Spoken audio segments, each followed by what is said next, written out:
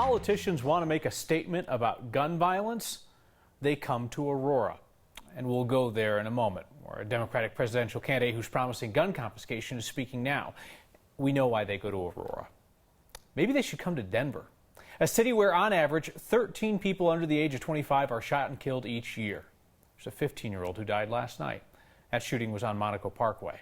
There's a new report from Denver Public Health mapping out where those shootings involving young people happen the most. And this tells an unsurprising story. Look at the map. Poor neighborhoods are where you see the most violence. The researchers looking at kids and guns say that inequality leads to concentrated areas where young people are seeing or experiencing more violence. They are not to blame. There's nothing wrong with people there. They're not better, and especially the young people in those neighborhoods are not any worse than any other kids in Denver. But this is really about the inequalities that they live with in their communities every day. And those are things that can be fixed. And so the report's authors say that the city needs a strategic plan for gun violence that includes resources to help kids deal with trauma and violence prevention education that starts early in childhood. And then there's the role of guns in our society. That's what brings a parade of politicians to Aurora. Last month, it was former Democratic Congresswoman Gabby Giffords holding a gun violence town hall there.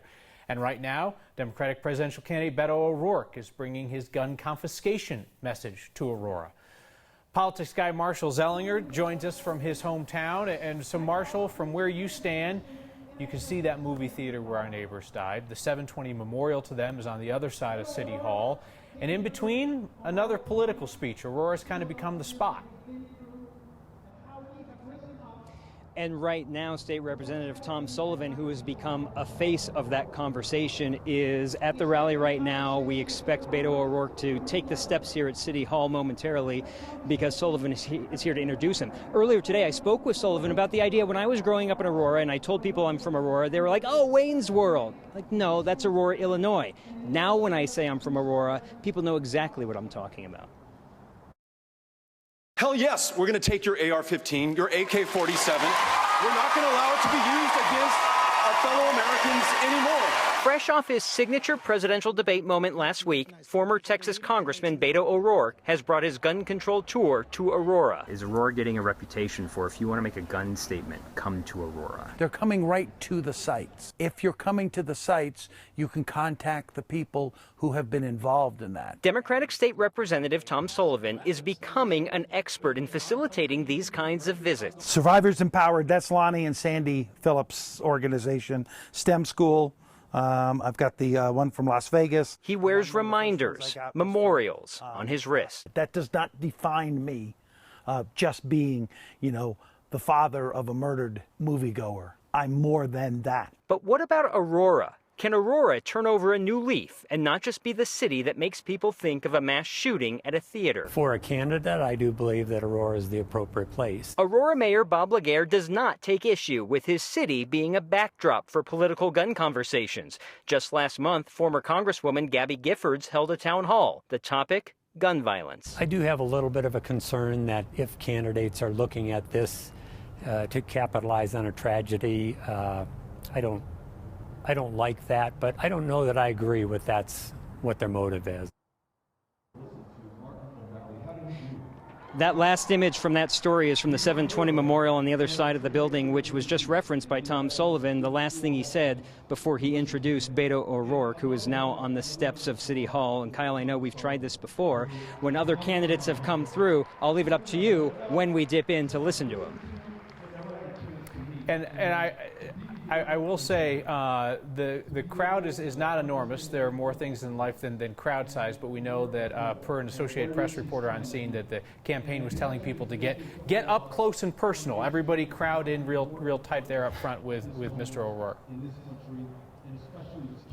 If you want to talk about crowd size, I just step out of the way. I'll let you judge for yourself. This is the steps of City Hall facing west from Aurora. You can figure out how many people might be standing right there. All right, Marshall, thank you very much. While we're here, as we have with other candidates who have held 6 p.m. rallies, let's listen in. Not just for those who are alive today, but every generation that follows calls upon every single one of us to decide that things don't just happen to us.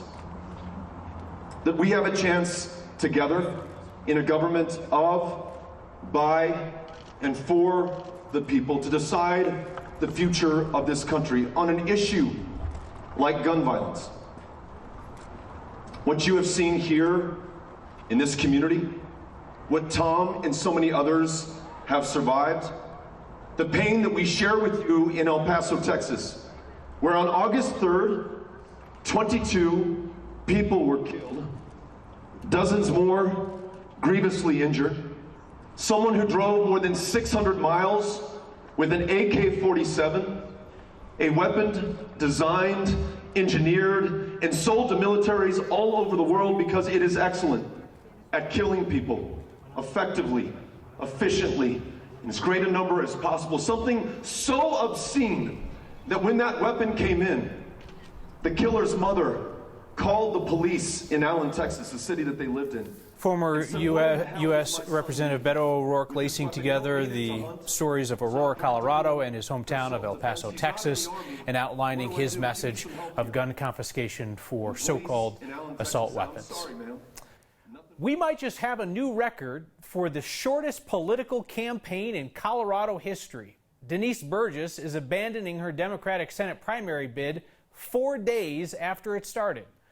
Burgess headed for the exits after she was asked by the Colorado Sun to explain a series of tax liens.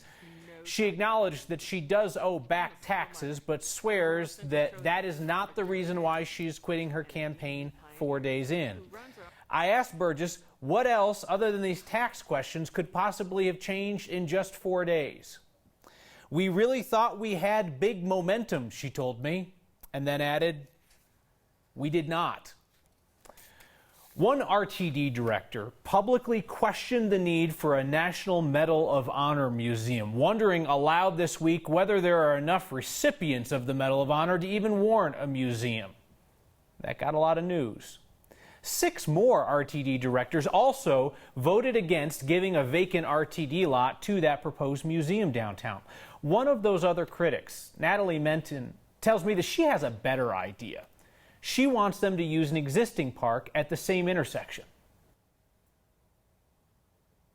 So RTD's directors shot down an RTD staff recommendation to give the vacant lot that we call a whole lot of nothing at Lincoln and Colfax, this museum, which could be built across the street there. You see it at the top of the screen. The National Medal of Honor Museum wants it to be like a park-like entrance space. Menton says what they should actually do is convert the existing park, which is on the other side of the street.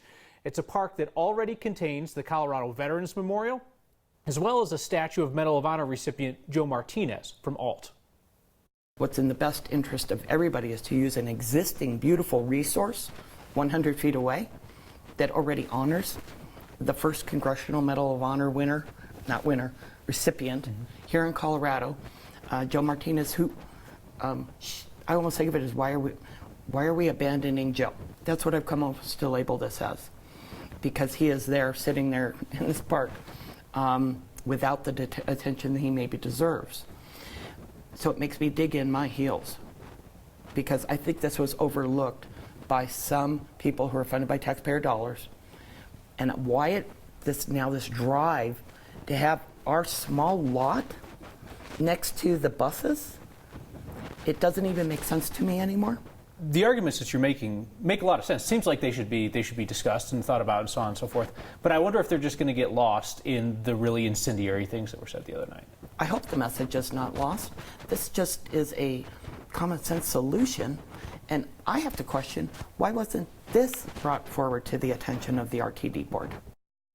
It's RTD's executive staff that brings these ideas to the elected leaders for them to vote on. Menton says she thinks that RTD's staff was honestly surprised when they rejected this plan, seeing how the board, in her view, usually just rubber stamps things.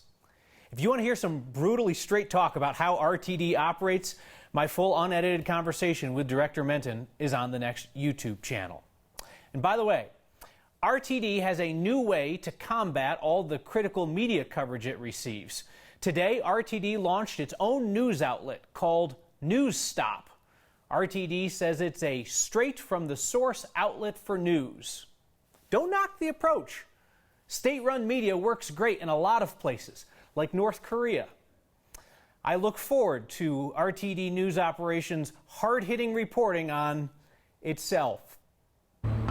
All of us see Colorado through the eyes of our own experience. It's highlighting these black and brown communities here in Denver. Most of my shoots take place outside, and so they all have this element of nature. This project captures our state's beauty in different ways, and soon it'll be seen by thousands. People trying to save an old chapel in Denver did not get a win. They did get more time. That's next.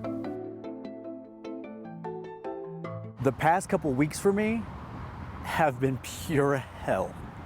I'm talking about struggling to get out of bed, avoiding work emails at all costs, buckets of tears.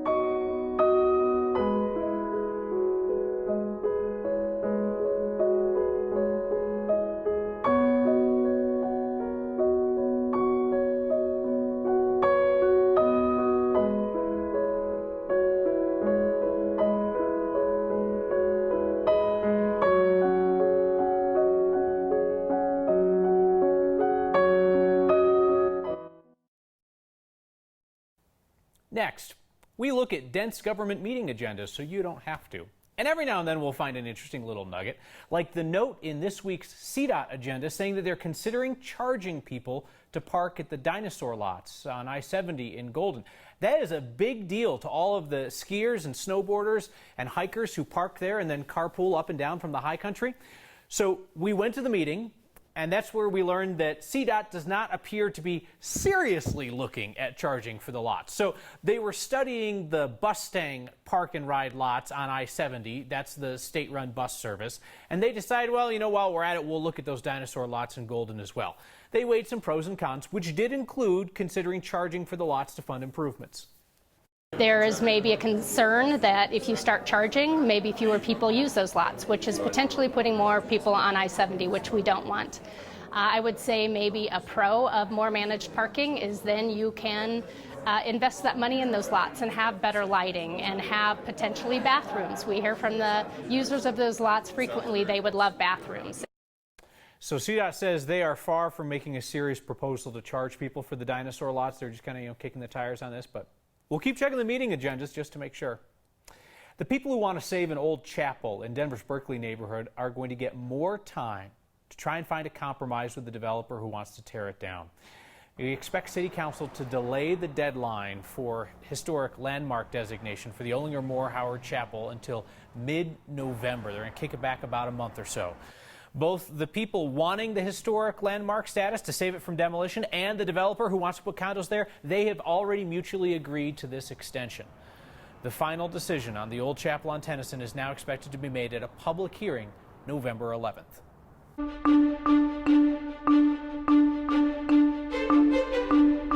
Hey there, I am tracking a few storms up in the high country. This is our view atop the Loveland ski area. Downtown Denver still looking pretty good with some blue skies overhead. A batch of showers, thunderstorms pushing in toward the San Juans. Had a few severe storms climbing up the far eastern plains, all of those moving out into Kansas. Tonight, partly cloudy skies. We're down to about 58. We'll keep it mild across the plains with 30s and 40s overnight. Up in the mountains, the thunderstorms, they'll still be going overnight into early tomorrow morning, and then everything kind of fizzles out by 8 a.m. By the afternoon, once again, a couple of storms up in the mountains and then again across the eastern plains, and it really will be across the far eastern Colorado that we have a shot for seeing a few of these turn severe, large hail and some pretty strong wind gusts coming your way. Another storm system out in the Pacific Northwest, that'll be diving through late tomorrow with that cold front, so that means some cooler temperatures by the weekend, our final weekend of the summer season. Tomorrow still warm and windy at 85. We stay in the upper 80s, low 90s across the plains with 60s and 70s up in the high country. How about 75, maybe one or two thunderstorms late Saturday evening, and then a drying trend heading our way as we head toward next week.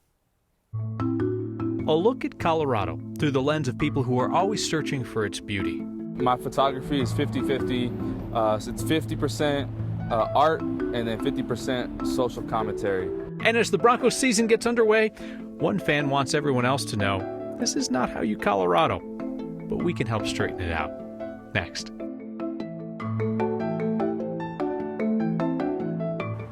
And even those thoughts that tell me I'm not worth it Earlier this week, I actually started to believe them.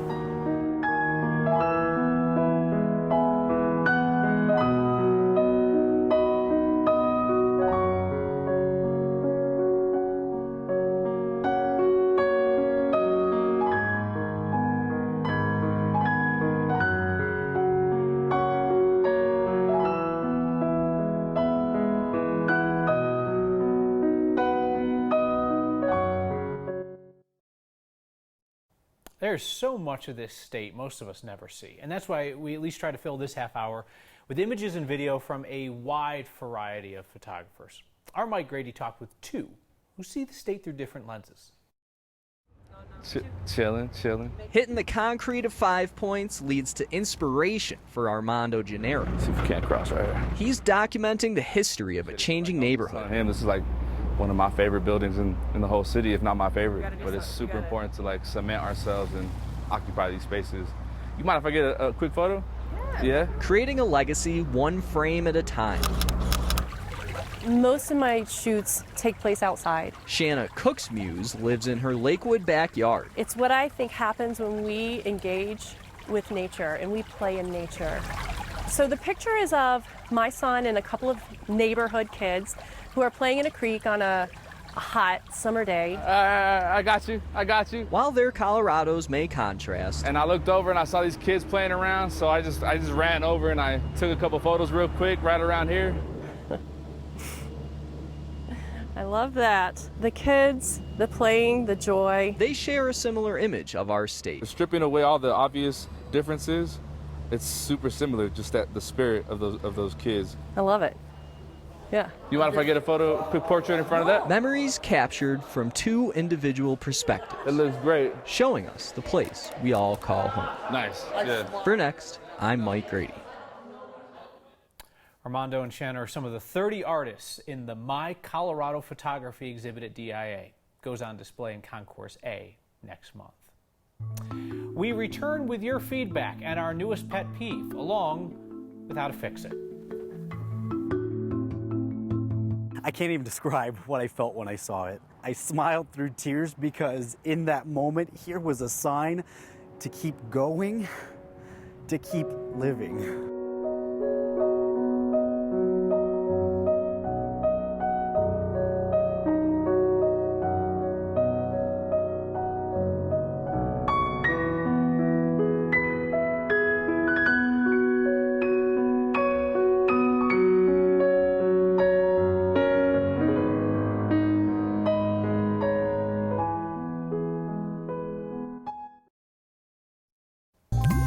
Next, viewers keep pointing out catty-wampus-looking Broncos logos, insisting that's not how you Colorado. You ever see one of these and you want to fix it? Like you want to razor blade it off the guy's window, turn it straight, and then stick it back up. So Avery was the last person to send this to us. We looked at this 2 years ago because a guy named Mark wrote in about the crooked Broncos logos all over town. You'll need to straighten your stuff out, okay? You keep it on the level, all right? Just like the team does. We finished with your feedback. Terry writes in and says, so what will RTD do with its vacant lot then? Well, that's entirely up in the air. I've had two directors tell me now that they don't have a better offer for that land, but they're thinking about holding on to it to use for, among other things, space for another bus lane, maybe a ride share, drop off and pick up. There's talk about autonomous vehicles. All possibilities, but right now there's only one offer on the table, and that's for that National Medal of Honor Park entrance. See you next time.